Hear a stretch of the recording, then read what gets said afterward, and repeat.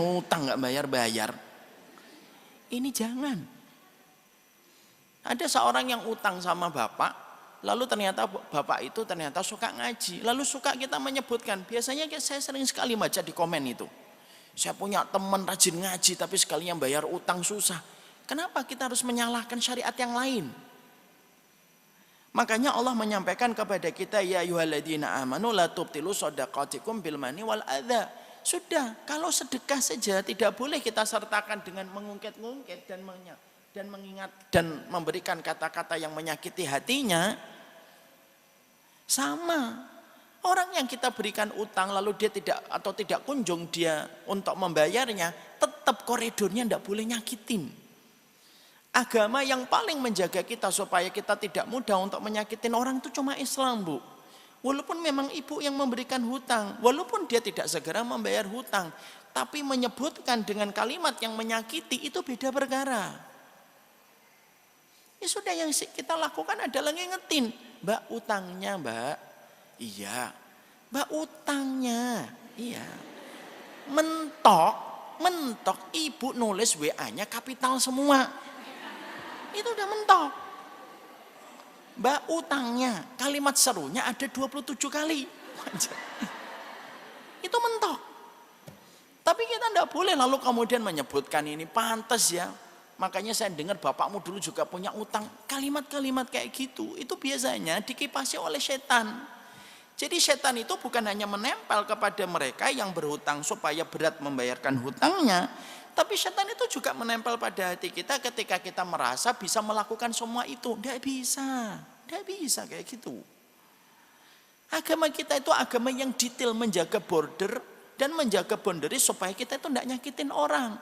Memang betul kamu yang sedekah, tapi nggak boleh kamu menyakitin. Memang betul kamu yang memberikan hutang, tapi kamu tidak boleh nyakitin. Mengingatkan dengan tegas, boleh. Menyampaikan ancaman-ancaman dalam hadis Nabi, boleh. Tapi menyebutkan dan menyakiti dengan perkataan-perkataan yang tidak semestinya itu tidak boleh. Kenapa? Karena kita sudah melewati poin yang kedua. Kalau sudah memberi hutang harus siap. Tapi kalau ibu orangnya masih kurang sabar, sabarnya setipis tisu dibelah dua. Uang dari suami juga enggak terlalu banyak. Nafkahnya juga ibu sering komplain sama suami. Ya sudah, nggak usah beri utang. Mungkin amalan ibu bukan di situ. Mungkin amalan ibu bukan di situ. Daripada nanti ibu memaksakan diri memberikan utang, akhirnya ibu yang akhirnya mendapatkan dosa. Ibu ngomong ke setiap orang. Setiap habis ngaji ibu ngomongin, dia itu utang sama saya Mbak.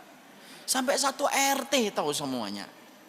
Maka sesungguhnya itu merupakan perkara yang diingatkan oleh Allah, ya ayyuhalladzina amanu la tubtilu shadaqatikum bil mani wal adza. Jangan kamu mengikuti sedekah kamu dengan perbuatan mengungkit-ungkit dan menyakiti.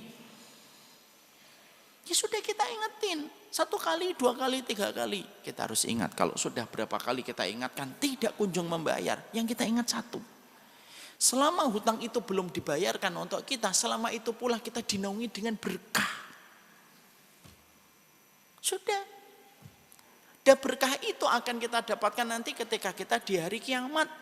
Allah akan memberikan kepada kita awan yang melindungi kita sebagaimana kita telah memberikan hutang semata-mata karena Allah. Karena ini yang terkadang menjadi setan bagi mereka yang memberikan hutang. Jangan sampai menyakiti. Jangan salahkan syariatnya, jangan salahkan ngajinya. Itu beda perkara. Alah Mbak, ngapain sholat? Utang aja nggak dibayar Mbak. Ngapain pakai jilbab Mbak? Terus ketika dia lagi keluar mau ngaji ke Darussalam, malah Mbak ngapain ke Darussalam Mbak? Selesaikan kewajibanmu dulu itu, utang. Nah itu menyakitkan. Nanti akhirnya khawatirnya akan berubah menjadi sebuah keburukan yang kita peroleh dan kita dapatkan di sisi Allah ketika kita menyakiti seorang hamba. Hasan al-Basri itu sudah sering mengingatkan kepada kita, fakam minal madlum fayakunu dzaliman. Berapa banyak orang yang terdolimi, tetapi seketika dia berubah menjadi orang yang mendolimi ketika dia tidak tahu menyikapi kedoliman yang dia dapatkan. Ibu misalkan ketika di jalan, Lalu ketika hampir ada kecelakaan, ibu selamat. Lalu orang itu dolim, Bu, buka kacanya. Lalu mengatakan kepada ibu, monyet. Lalu seketika ibu membalasnya, tapi dengan berlebih. Kamu monyet, kucing, tikus, garong, babi. Itu yang dikatakan oleh Hasan Al-Basri. Berapa banyak orang yang terdolimi di hari ini, tetapi menjadi pihak yang mendolimi di hari berikutnya. Karena pintarnya setan. Karena pintarnya setan. Jadi setan itu bukan hanya menempel pada tangan orang yang berhutang, tapi setan itu menempel pada hati orang yang memberikan hutang. Merasa berjasa. Merasa berjasa itu tidak boleh. Dan salah satu aibnya itu merasa berjasa. Pernah enggak kita mendapati para sahabat itu menepuk dadanya mereka yang paling berjasa? Tidak pernah. Tidak pernah kita jumpai orang-orang solih pada agama kita itu merasa paling berjasa. Ini masjid ini kalau enggak saya yang ngatur, tidak mungkin akan beres. Jangan merasa berjasa. Ini majelis taklim ini kalau bukan saya yang masuk, tidak akan selesai. Ini dakwah ini kalau bukan saya enggak akan tegak dakwah ini. Jangan merasa paling berjasa. Karena apa merasa paling berjasa itu? Itu namanya kita mengingkari. Nikmat itu semuanya datang dari Allah. Ya, mari kita buka di dalam surat yang lain. Supaya kita jangan merasa paling berjasa hanya karena kita memberikan hutang sama.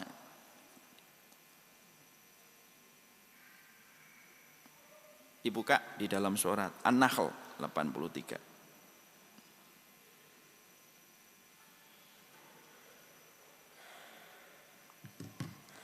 An-Nahl 83. Bismillah. Mereka mengetahui nikmat Allah, kemudian mereka mengingkarinya dan kebanyakan mereka adalah orang yang ingkar kepada Allah. Ya'rifuna nikmatallah summa yungkirunaha. Manusia itu tahu nikmat itu datangnya dari Allah, tetapi mereka mengingkari semua kenikmatan yang datang dari Allah itu. Mengingkari kenikmatan dari Allah itu apa? Salah satunya ketika dia mengatakan bahwasanya kenikmatan itu datang dari kehebatannya, datang dari kelebihannya, datang dari jasanya. Padahal semua kenikmatan itu pun datang dari Allah. Kita memberikan hutang kepada orang, itu pun hartanya Allah. Kita tidak ada partisipasi di situ. Allah yang memberikan harta itu kepada kita. Lalu kita akhirnya mengatakan bahwasanya kita karena kita memberi utang kepadanya, jangan merasa pernah memberi jasa kepada orang. Nah, inilah yang dinamakan tauhid di dalam kita beramal solih. 3 perkara ini termasuk salah satu perkara yang harus kita jaga betul di dalam kita berhutang. Dan yang keempat, yang penting dan yang terakhir dalam mukadimah kajian kita hari ini. Yang keempat, yang paling penting adalah menuliskan catatan hutang itu. Mari kita buka di surat Al-Baqarah kembali 282. Wahai orang-orang yang beriman, apabila kamu melakukan utang piutang untuk waktu yang ditentukan, hendaklah kamu menuliskannya. Ya, sudah. Di situ Allah menyampaikan kepada kita di dalam Al-Baqarah 282, wahai orang yang beriman, kalau kamu memiliki catatan hutang, hendaklah kita menuliskannya. Kenapa ada perintah menulis di dalam sunnah ketika kita terlibat di dalam masalah transaksi hutang piutang? Tulisan itu meminimalisir konflik dan meminimalisir pertikaian antara kita dengan pihak yang berhutang ketika ada sebuah tulisan yang menjadi bukti atas transaksi hutang itu apabila terjadi.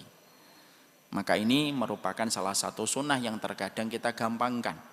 Kita sering menganggap bahwasanya kalau yang berhutang itu sahabat kita, kalau yang kita berhutang itu teman OTS dan teman orang tua murid di sekolahan anak kita, lalu kita tidak mencatatkannya. Dan berapa banyak terjadi permusuhan yang sangat nyata antara mereka yang memberi hutang dan mereka yang diberikan hutang. Lalu yang diberikan hutang merasa sudah mencicil separuhnya dan pihak yang memberikan hutang belum merasa bahwasanya yang berhutang itu mencicil dan membayarnya. Inilah yang menjadikan kita hutang sama siapapun hendaknya ditulis. Kecuali yang betul-betul kita merasa aman, tidak perlu ditulis. Tapi kalaupun kita merasa aman, saya lebih condong untuk mengatakan tetaplah ditulis. Kalau ada suami hutang sama kita, ditulis atau tidak, Ustaz? Ya kalau ibu mau tulis silahkan. Ibu kalau misalkan ada suami minjem sama ibu, itu utang atau tidak utang? Utang. Ya, itu utang. Saya berat sekali mengatakan ini, tapi harus sampaikan. Misalkan ada seorang ibu, dia mendapatkan warisan 1 miliar. Ya. Lalu suaminya mendekat kepadanya. Mah, iya, habis dapat warisan ya, tadi dari notaris ya? Iya, udah tahu nanya. Biasanya perempuan tuh kalau udah megang uang banyak itu sombong. Kecuali yang dirahmati oleh Allah. Dapat berapa mah? 1 M. Banyak ya mah? Iya. Saya boleh utang enggak? Gitu. Jadi ketika suaminya ngomong, saya boleh minta enggak? Dari 1 miliar itu 200 juta. Istrinya ngomong, enggak boleh. Dia tidak dosa. Cuma kebangetan jadi istri.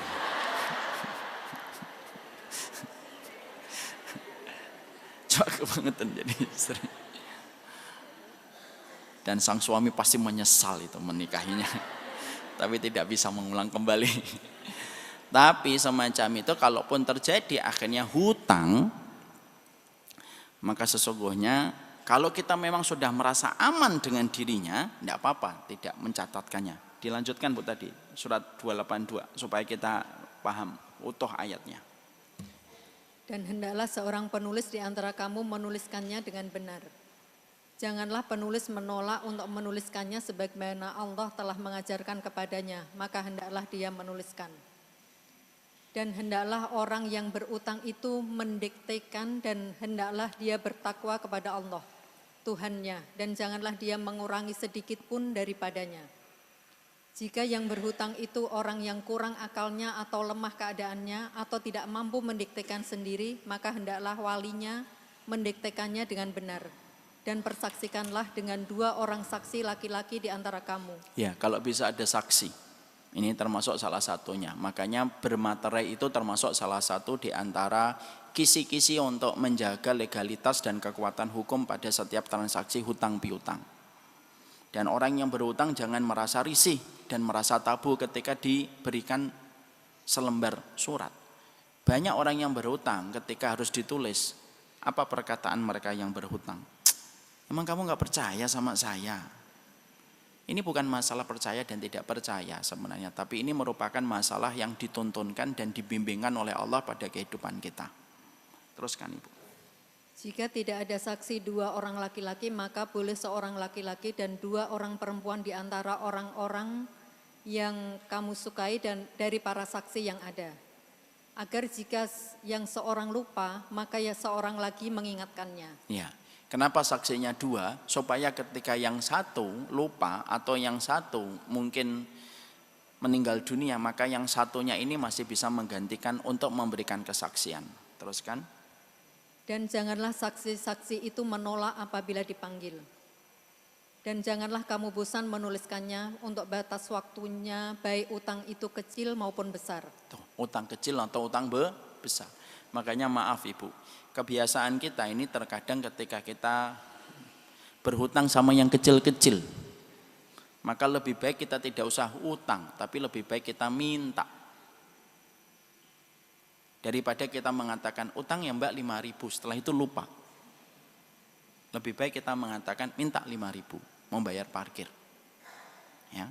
Karena apa? Karena di sini dikatakan saghiratan atau kabiratan. Kecil ataupun besar itu kalau sudah tertunggak dengan nama, kalau sudah terucapkan dalam bentuk utang, dia jatuhnya hutang. Teruskan. Yang demikian itu lebih adil di sisi Allah, lebih dapat menguatkan kesaksian dan lebih mendekatkan kamu kepada ketidakraguan. Kecuali jika hal itu merupakan perdagangan tunai yang kamu jalankan di antara kamu, maka tidak ada dosa bagi kamu jika kamu tidak menuliskannya. Ya.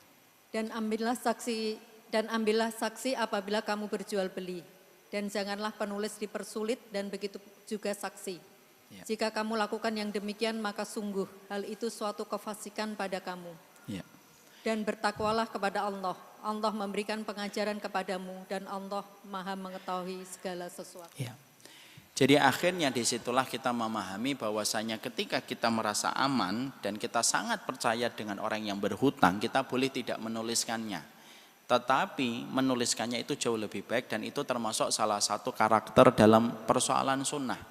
Dan itu dapat meminimalisir pertengkaran dan konflik yang terjadi antara kita dengan mereka ketika kita mencatatkan dalam bentuk yang rapi. Ketika kita sepakat bahwasanya hutang itu merupakan masalah mubah tapi berdampak besar pada urusan dunia dan akhirat dan kehidupan surga seseorang, jangan pernah kita menganggapnya remeh kecuali kita menataknya dengan tatanan yang ditetapkan oleh Allah. Mencatatkan hutang bukan karena tidak percaya, mencatatkan hutang karena sesungguhnya mengamalkan sunnah itu memberikan keberkahan dalam setiap transaksi dan muamalah yang kita kerjakan. Dan itulah sejatinya yang kita periksa di dalam kita memberikan hutang.